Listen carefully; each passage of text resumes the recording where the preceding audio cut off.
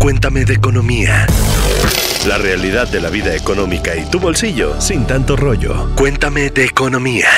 Quienes ganen las elecciones en los 9 estados, 9 entidades federativas que están en disputa el próximo 2 de junio, se enfrentarán con un problema bastante importante, y es que sus finanzas públicas estarán presionadas en algunos casos por el tema de la deuda, sobre todo aquellas que han crecido en los últimos años, especialmente porque desde el gobierno federal el dinero no está fluyendo como en ocasiones anteriores y sus necesidades de financiamiento simplemente no disminuyen.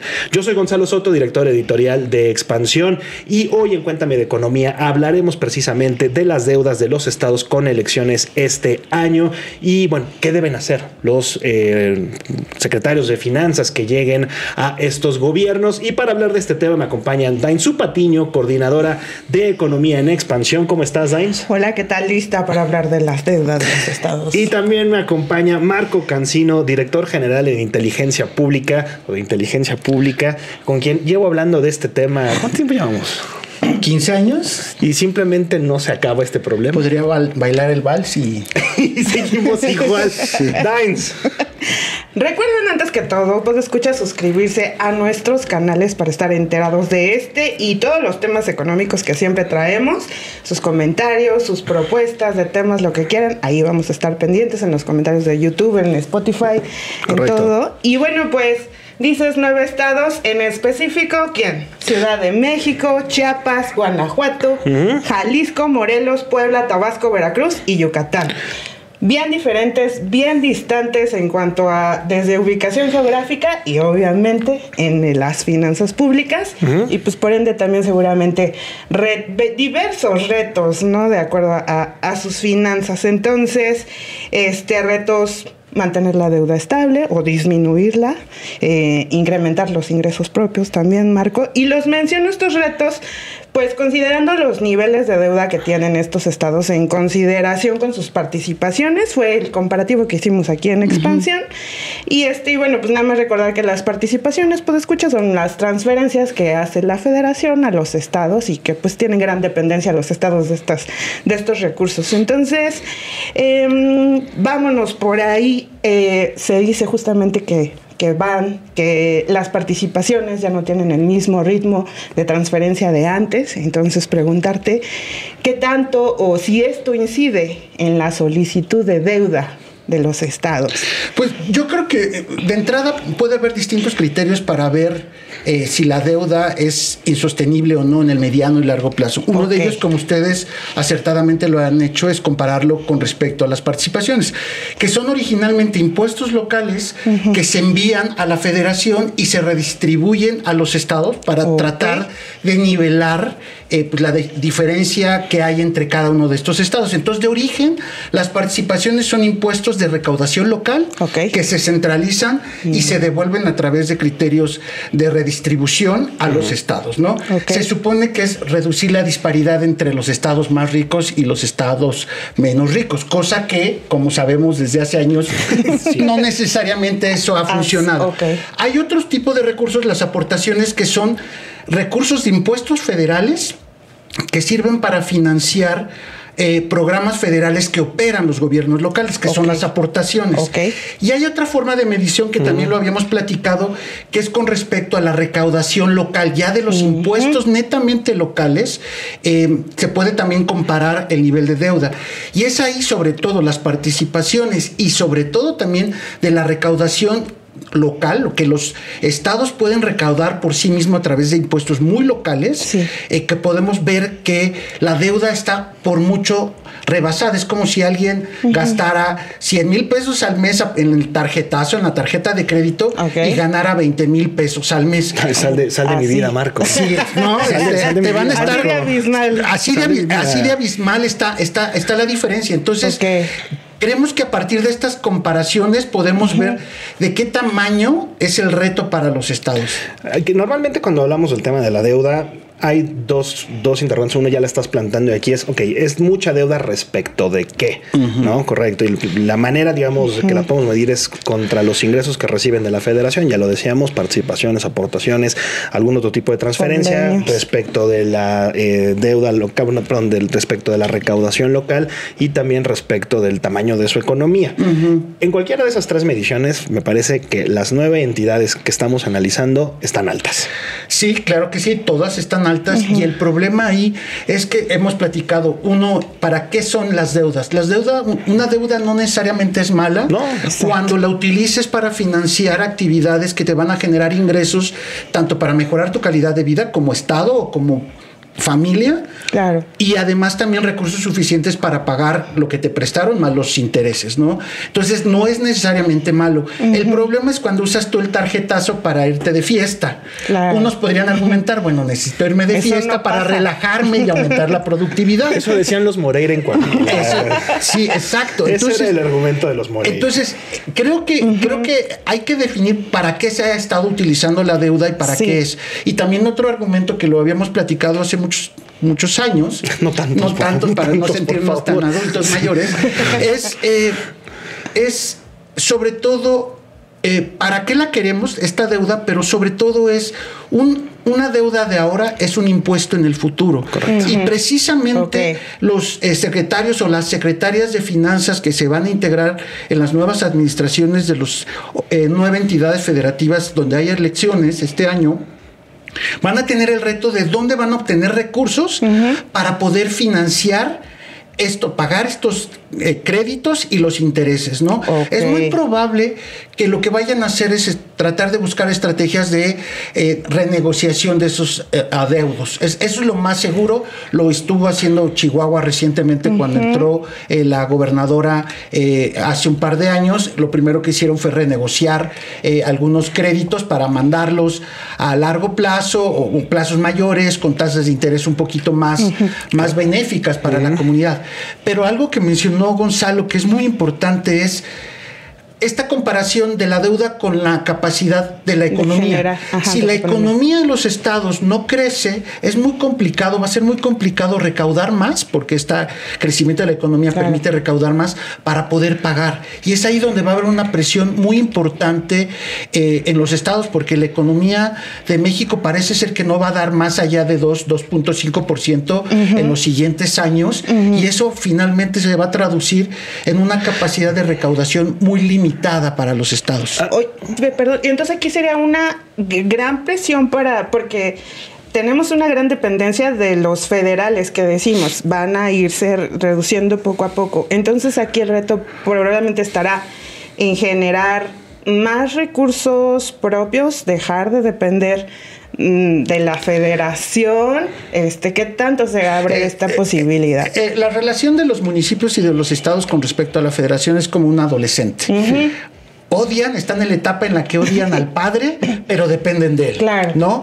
Y no son capaces necesariamente de generar sus propios ingresos. Para poder ampliar en el corto plazo los ingresos en los estados, tendrían que tomar decisiones poco populares, que es ese mal gusto de cobrar impuestos. Tendrían que ampliar algunos impuestos locales, ¿no? Para poder obtener más ingresos y poder hacer frente a los créditos que se estén venciendo en el corto plazo. La otra es que yo creo que se van a ir por 2 vías. Una que puede ser renegociar la deuda, ¿no? Renegociar con todos los bancos o las calificadoras, los que bursatilizaron deuda. Y la otra es tal vez generar otros instrumentos de deuda como certificados de deuda, que era lo que estamos en bursatilizar tu deuda. Y que a partir de eso pues generas otros instrumentos aquí para generar recursos, para pagar acá, y vas de alguna manera pateando el bote sin que eso tenga un impacto en el corto plazo en temas políticos. A ver, de las entidades que están en pugna tenemos Ciudad de México, Veracruz y Jalisco como las que tienen el mayor índice de deuda. lógico, hablando del tamaño de las economías, no tan sano cuando vemos también las necesidades que tienen de atención a algunos de los principales problemas que le atañen en específico a estas entidades. Ciudad de México, pues ya sabemos el tema del agua, el tema de infraestructura, tema de vivienda. Vaya, escuchen cualquier debate de la Ciudad de México y sabrán toda la cantidad de problemas que le aquejan a la capital. Veracruz, lo mismo, entre casas y camionetas, entre proyectos inconclusos, entre temas de caída en la energía. Jalisco, lo mismo, que se ha querido convertir en un hub tecnológico. Están la mayoría arriba del 50% respecto de sus participaciones, un nivel más o menos similar respecto de la economía que tienen. Malo, bueno, ¿cómo evaluamos esta parte, Marco?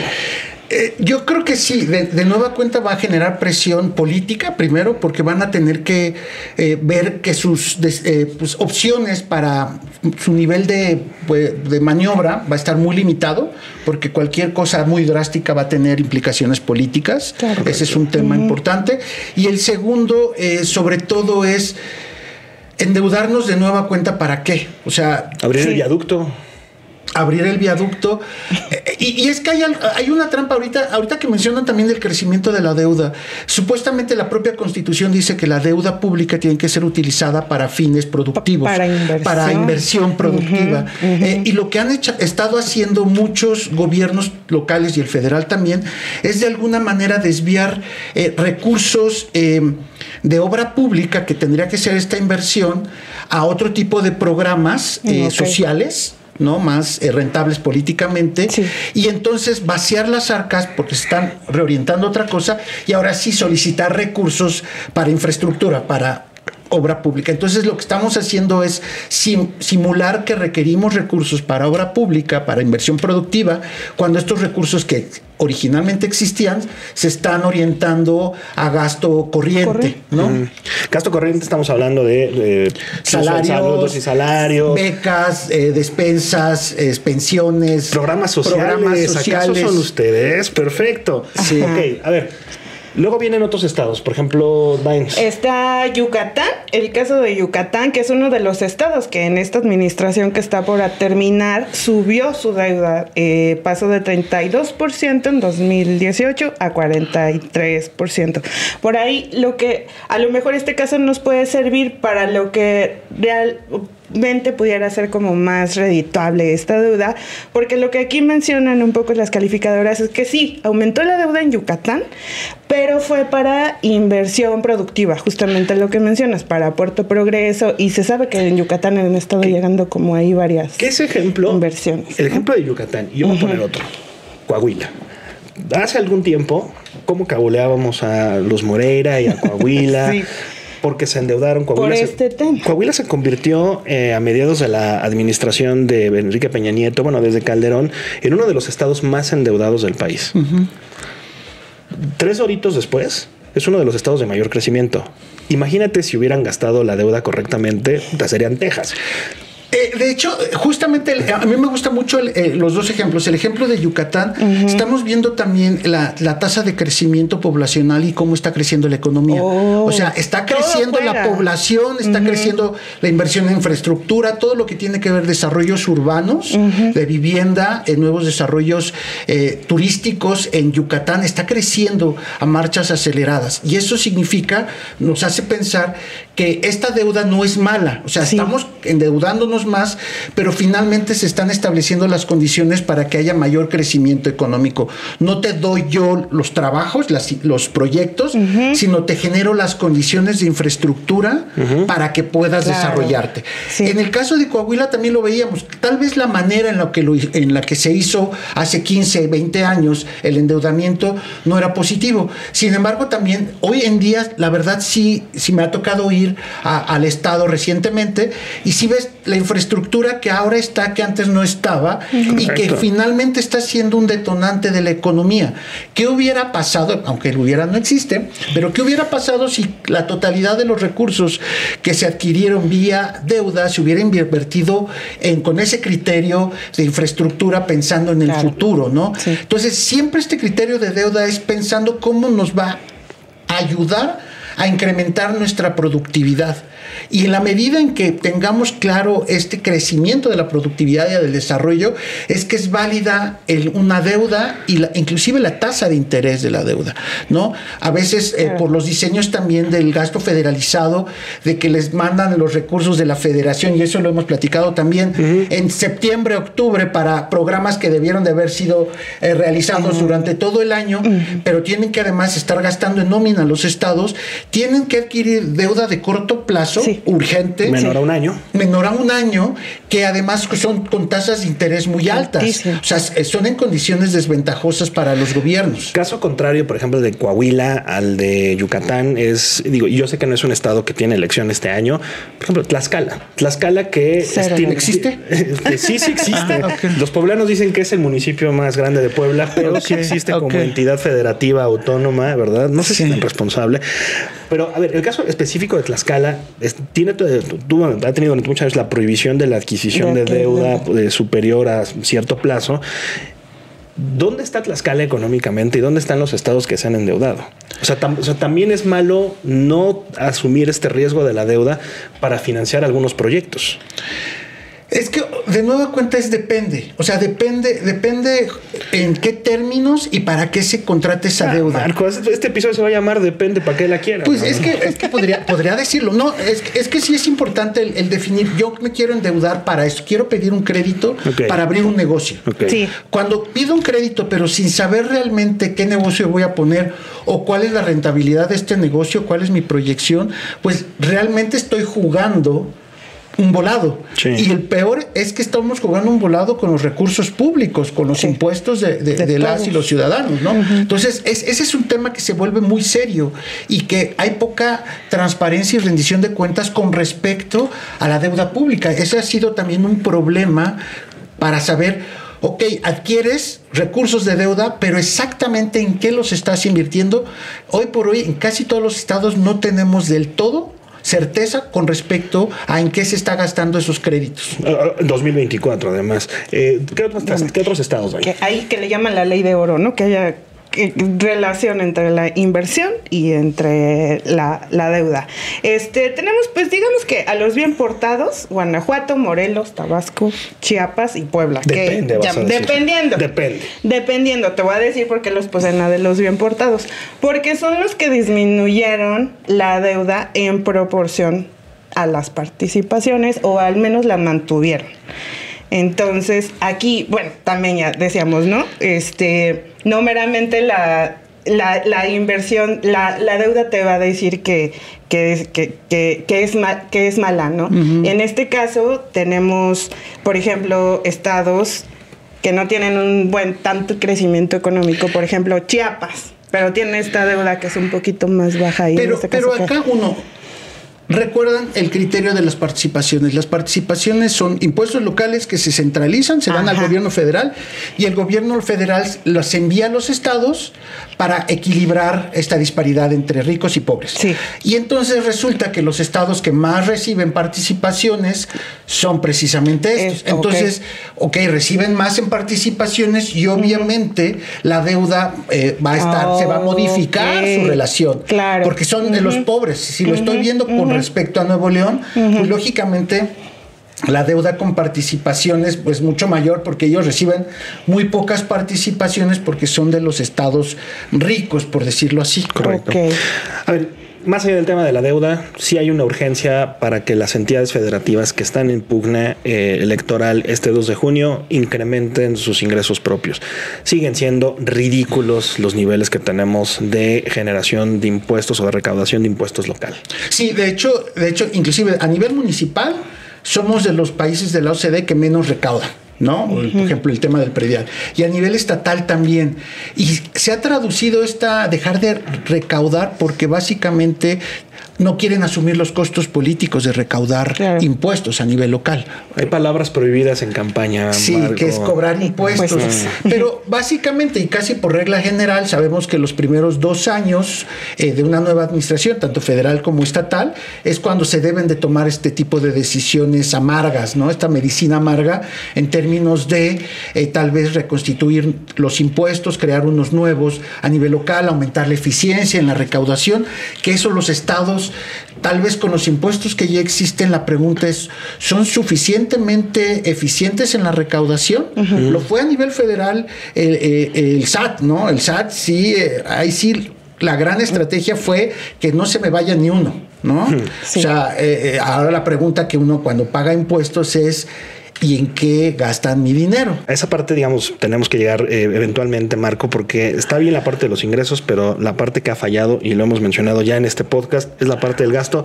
Pero antes de eso, ¿por qué no participan? Invita a participar, Dain, a nuestros podescuchas. Podescuchas, si ustedes viven en estos 9 estados que van a tener elecciones, ¿por qué no nos cuentan en los comentarios de Spotify, de YouTube, en qué les gustaría que los nuevos gobiernos gastaran nuestros impuestos? Sí le voy a decir, no, estoy mal si digo nuestros impuestos. ¿No se pagas impuestos? Pago impuestos cada quincena y ya hice mi declaración anual también, por cierto. Entonces, ¿en qué les gustaría? Y justamente para que entres en esa dinámica, Marco, ¿cuál sería, pues sí, ese ideal en el que tendría que invertirse los recursos que provienen de deuda? Bueno, tenemos todas las clasificaciones técnicas de gasto público, que pues, no queremos dormir a nadie. Claro. Pero básicamente una es, ¿para qué se gasta? ¿En qué se gasta? O sea, ¿cuál es el objetivo que buscamos? Y tiene que ver con temas de crecimiento económico, desarrollo social, reducción de la pobreza, seguridad pública, ¿no? Escuelas, educación, más bien los conceptos educación. Y luego, ¿en qué se gasta? Entonces ya hablamos en escuelas, en policías más equipadas, en fiscalías y tribunales de justicia mejor capacitados, mejor pagados, universidades con mayor presupuesto, ¿no? Entonces, todo lo que nos hace falta. Todo lo que nos hace falta. Sí, porque se ha estado invirtiendo en los últimos 70 años, 80 años, en subsidios, transferencias que son becas, despensas, etcétera, que si bien en el muy, muy corto plazo aumenta el bienestar de las personas porque recibo la despensa, recibo gasto, ¿no? mi transferencia. Al final de cuentas no estás generando un cambio sostenido porque ellos dependen de estos recursos. Claro. En cambio, si tú fortaleces la educación, y eso significa desarrollo de capital humano, y el capital humano transforma realidades, genera valor agregado y con eso ingresos adicionales y con eso desarrollo, pues sería algo más sostenible en el largo plazo. Claro. Es sin duda, Marco, Dain, un grandísimo tema. No vamos a acabar.